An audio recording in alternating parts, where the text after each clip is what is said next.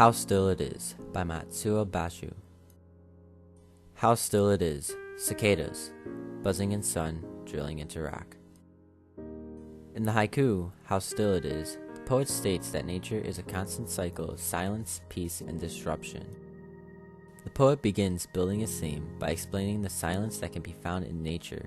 In the first line, How Still It Is, Bashō describes nature as a silent, peaceful environment. The word still is a synonym for silence, and it's describing nature itself. This evokes a feeling of serenity in the reader. The adverb how questions the reader to imagine the tranquility around them. The exclamation point at the end of How Still It Is where the poet shifts his mood.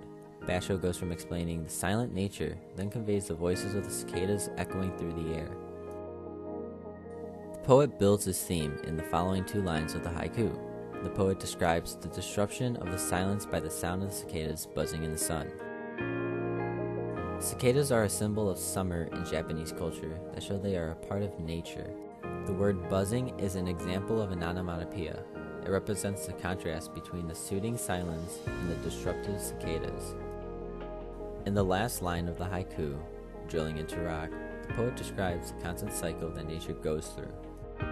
Bashō uses the word drilling as a metaphor to describe the buzzing of the cicada fading into silence. The poet uses imagery to illustrate a vision of nature to the reader's mind to show off a peaceful setting. The overall mood of the haiku is tranquil. The poet wants the audience to feel a sense of peace and calmness. How Still It Is informs the reader that nature is endless. It is a constant cycle of peace and happiness, but it is also a disruptive source that life has to offer. Matsuo Bashō wants his audience to just enjoy what life has to offer. Whether calming or annoying, there is always something out there for everyone to enjoy.